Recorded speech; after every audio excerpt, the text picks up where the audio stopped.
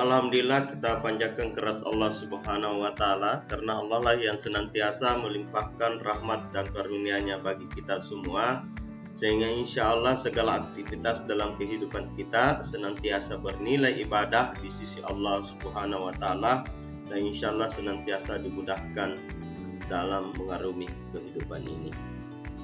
Rekan-rekan sekalian yang berbahagia, insya Allah pada kesempatan yang berbahagia ini saya kembali akan menjelaskan materi dasar-dasar pendidikan yang berkaitan dengan pendidikan seumur hidup. Rekan-rekan sekalian yang berbahagia, kalau kita berbicara pendidikan seumur hidup, banyak hal yang bisa kita pahami, ya, sehingga itu memberikan sebuah informasi pengetahuan bagi kita bahwa yang dimaksud pendidikan seumur hidup itu yang mana saja.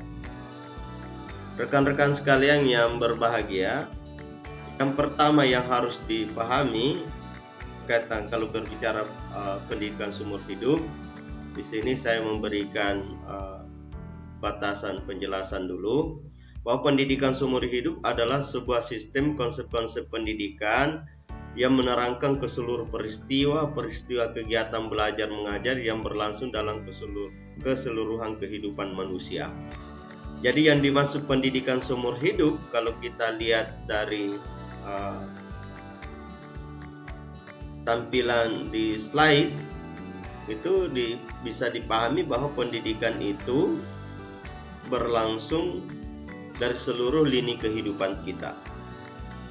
Ya, pendidikan itu berlangsung tanpa ada batasannya, baik dalam lingkungan keluarga, lingkungan sekolah maupun lingkungan masyarakat itu sendiri.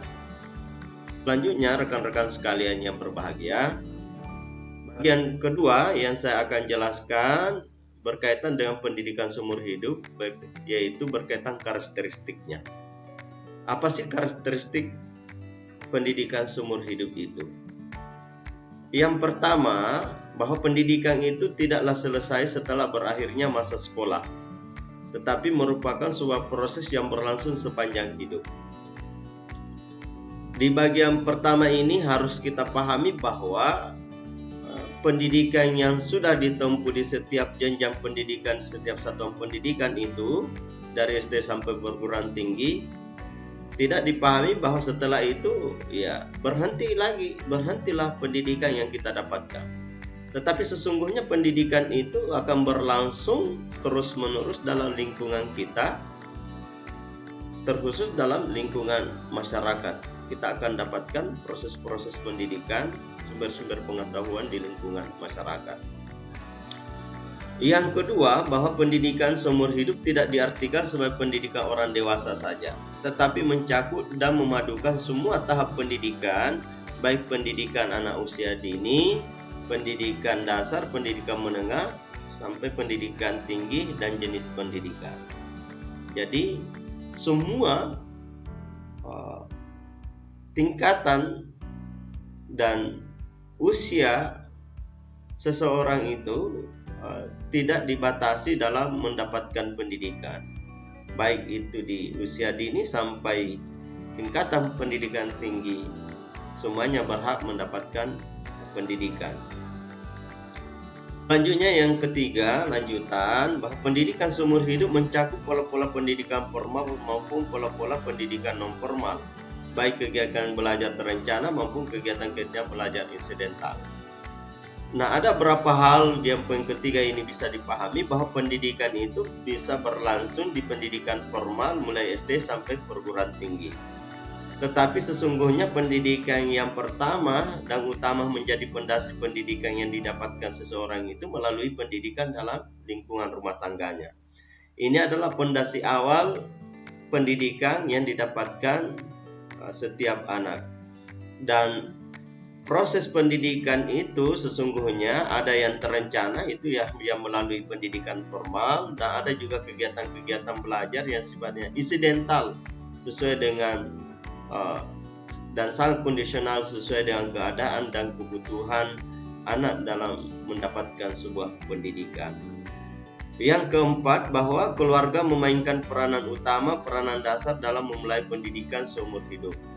Nah, ini ada kaitannya yang poin ketiga yang saya jelaskan, bahwa sebelum anak mendapatkan pendidikan melalui pendidikan formal, maka anak-anak kita itu dibimbing, diarahkan, dilatih melalui pendidikan non formal dalam lingkungan rumah tangganya. Orang tuanya lah, bapak ibu bapaknya lah bertanggung jawab terhadap pendidikan anak-anaknya di lingkungan rumah tangganya, karena itu fondasi awal sebelum mendapatkan pendidikan dalam lingkungan sekolah, begitu juga dalam lingkungan masyarakat. Yang kelima, masyarakat juga memainkan suatu peranan yang penting dalam sistem pendidikan seumur hidup. Perlu diketahui bahwa pendidikan dan lingkungan masyarakat itu lebih terbuka, lebih universal, yang akan didapatkan siapa saja. Di lingkungan rumah tangga terbatas, di lingkungan sekolah terbatas, lalu kemudian kita lebih banyak berada dalam lingkungan masyarakat, maka di lingkungan masyarakat sudah tersedia wadah-wadah pendidikan yang bisa menambah skill, soft skill, hard skill bagi siapa saja sesuai dengan kebutuhan dirinya. Yang keenam, pendidikan seumur hidup menghendaki keterpaduan dimensi vertikal dan dimensi horizontal. Bahwa pendidikan itu bisa didapatkan secara terbuka, ya, lalu kemudian secara berjenjang dalam kehidupan kita. Baik itu pendidikan formal, itu secara tingkatan selalu kita bisa dapatkan, begitu juga dalam lingkungan masyarakat lebih terbuka juga. Rekan-rekan sekalian yang berbahagia, selanjutnya tujuan akhir pendidikan adalah mempertahankan dan meningkatkan kualitas hidup. Menjadi harapan kita dan cita-cita kita bahwa pendidikan yang didapatkan, baik itu lingkungan keluarga, di lingkungan sekolah maupun di lingkungan masyarakat, itu bisa kita menjadikan sebuah rel jembatan untuk memperbaiki kualitas hidup. Jadi seseorang yang menempuh pendidikan otomatis itu diharapkan memiliki kualitas hidup yang lebih baik. Yang kedelapan adalah ada 3 persyaratan utama kegiatan pendidikan seumur hidup, yaitu kesempatan. Bahwa setiap orang yang ditakdirkan oleh Allah untuk terlahir di muka bumi ini diberikan kesempatan untuk memperbaiki kualitas dirinya melalui pendidikan, baik itu keluarga, sekolah, dan masyarakat. Nah, orang-orang yang sukses, orang-orang yang berhasil adalah orang-orang yang dapat memanfaatkan waktunya sebaik-baiknya dengan berorientasi melakukan yang terbaik dalam kehidupannya, dan tidak disia-siakan waktu yang diberikan oleh Allah untuk melakukan hal-hal yang baik. Selanjutnya yang kedua ada motivasi. Terjadinya perubahan yang lebih baik pada diri kita, terjadinya perubahan yang sangat dahsyat pada diri kita, terjadinya perubahan yang lebih hebat pada diri kita adalah ketika ada motivasi pada diri kita untuk merubah perubahan pada diri kita ke arah yang lebih baik.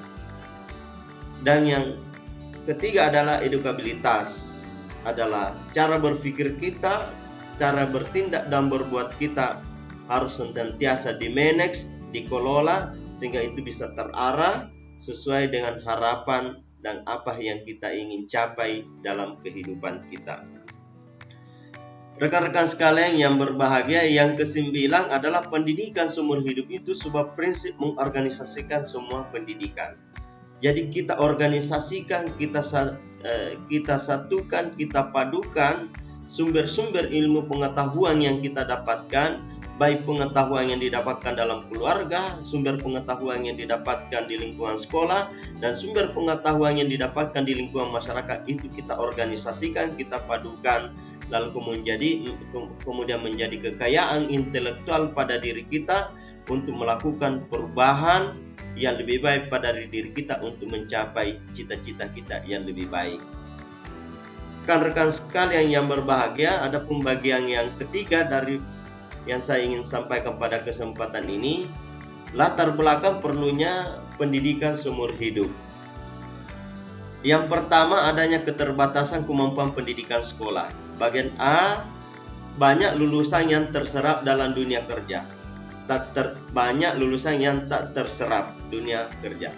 Bisa dipahami bahwa seseorang yang telah menempuh pendidikan setiap jenjang sampai di jenjang pendidikan tinggi itu tidak menjamin dia akan mendapatkan pekerjaan sesuai dengan disiplin ilmunya. Sehingga itu dibutuhkan pendidikan soft skill, hard skill di tengah-tengah masyarakat sehingga dia bisa menempatkan dirinya sesuai dengan pekerjaan-pekerjaan yang dibutuhkan walaupun itu tidak sesuai dengan disiplin ilmunya pada saat menempuh pendidikan. Bagian B, daya serap rata-rata lulusan sekolah masih rendah. Bahwa tidak ada jaminan orang-orang anak-anak bangsa yang sudah menempuh pendidikan di setiap jenjang pendidikan itu memiliki kualitas pengetahuan sesuai dengan menjadi harapan di apa yang didapatkan pendidikan formal. Sehingga kalau demikian masih rendah, maka dibutuhkan pendidikan dalam masyarakat untuk menambah soft skill dan hard skill-nya. Bagian C, pelaksanaan pendidikan sekolah tidak efisien sehingga terjadi penghamburan pendidikan, terjadi putus sekolah. Artinya banyak anak-anak bangsa yang terjadi putus sekolah akibat dengan keterbatasan pada diri anak-anak atau keterbatasan pendidikan di mana dia berada, lalu kemudian pendidikan dalam masyarakat bisa membantunya untuk memperbaiki kualitas hidupnya tanpa melalui pendidikan formal. Yang kedua, perubahan masyarakat dapat dan peran-perannya sosialnya. Kita pahami bahwa perubahan di masyarakat itu sangat cepat, perkembangan zaman sangat cepat, maka pendidikan itu juga harus menopang setiap anak-anak bangsa agar dia bisa menyesuaikan setiap zaman dan mengelola zaman itu berdasarkan kebutuhannya untuk mengantarkan kesuksesannya. Yang ketiga, perkembangan pendidikan luar sekolah yang sangat pesat. Setiap waktu, setiap saat, perkembangan pendidikan itu mengalami perubahan yang sangat dahsyat dan itu perlu dimanfaatkan sebaik-baiknya. Adapun implikasi konsep pendidikan seumur hidup bagi pendidikan sekolah. Yang pertama adalah fungsi dan tujuan sekolah, yaitu menjadi tangga untuk keberlangsungan pendidikan seumur hidup. Bagian B, pendidikan adalah untuk mendapatkan kualitas kepribadian baik itu kognitif, efektif, dan psikomotorik. Pendidikan itu lebih tersistem dan lebih terbuka. Pendidikan itu untuk memanfaatkan untuk belajar mandiri dan membina diri kita. Dan bagian E itu adalah pendidikan itu berlangsung terus-menerus untuk meningkatkan kemampuan belajar kita secara mandiri, lalu kemudian menggali pengalaman belajar baik di sekolah maupun di luar sekolah. Yang kedua adalah program pendidikan sekolah itu adalah merupakan kegiatan intrakurikuler dan ekstrakurikuler. Kegiatan sekolah makin tertuju untuk mengutamakan belajar secara mandiri, sendiri untuk memperbaiki kualitas dan proses pendidikan atau pembelajaran melalui berbagai pengalaman. Rekan-rekan sekalian yang berbahagia, tentunya masih banyak lagi yang berkaitan dengan konsep pendidikan seumur hidup yang tidak sempat saya jelaskan pada kesempatan yang berbahagia ini. Insya Allah di lain waktu saya akan menambahkan penjelasan berkaitan dengan pendidikan seumur hidup. Kurang dan lebihnya mohon dimaafkan. Saya akhiri dengan ucapan billahi fisabilil haq, fastabiqul khairat. Assalamualaikum warahmatullahi wabarakatuh.